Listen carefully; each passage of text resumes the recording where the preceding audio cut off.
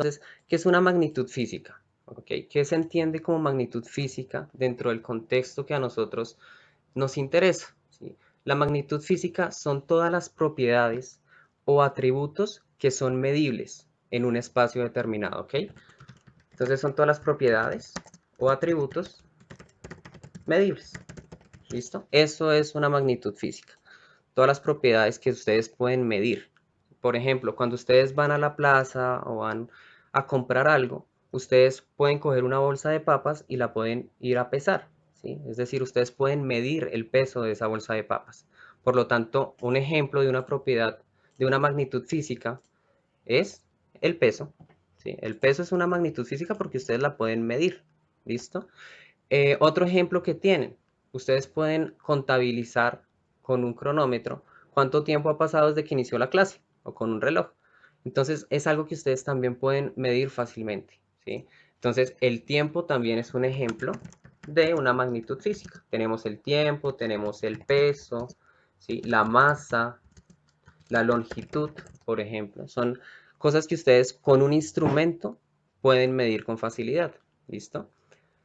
Entonces, este tipo de magnitudes físicas tienen unas relaciones entre sí, ¿listo? Que ya lo vamos a ver más adelante. Tenemos dos tipos de magnitudes físicas, las magnitudes físicas fundamentales y las magnitudes físicas derivadas, ¿ok? Y ya vamos a mirar cuál es la diferencia entre una y la otra. Entonces, por este lado tenemos las magnitudes físicas fundamentales. ¿Cómo se define una magnitud física fundamental? Son todas aquellas magnitudes que no pueden ser definidas en términos de otras magnitudes. Es decir, no hay algo más que las defina a ellas que sí mismas. Por ejemplo, la longitud ustedes no la pueden definir en términos de otra magnitud física que no sea ella misma, ¿vale? Mientras que, por ejemplo, la velocidad, ¿sí? La velocidad, que más adelante lo vamos a ver, la velocidad es igual a la distancia recorrida por una partícula sobre el tiempo, o sea, la distancia que recorre una partícula en un tiempo determinado. Entonces, fíjense en que para este caso que nosotros tenemos acá, para este caso, la velocidad sí es una magnitud física derivada, porque la podemos expresar en términos de dos o más magnitudes físicas, ya sean fundamentales o derivadas. ¿Ok? Entonces, en este caso, por ejemplo, la longitud no se puede describir en términos de otra magnitud, sino por ella misma.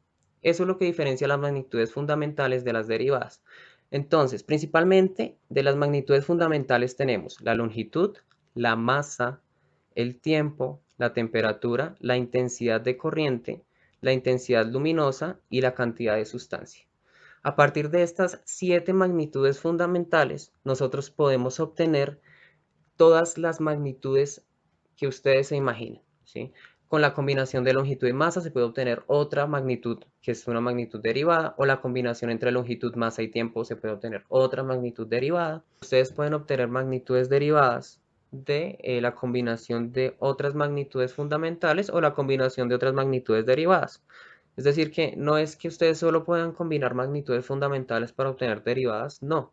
Ustedes pueden combinar el volumen y la densidad y obtener una nueva magnitud derivada.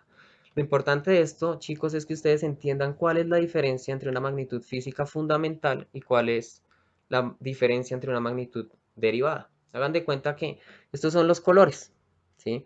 Los colores primarios, ¿cuáles son? Azul, amarillo y rojo. Esos son las magnitudes fundamentales.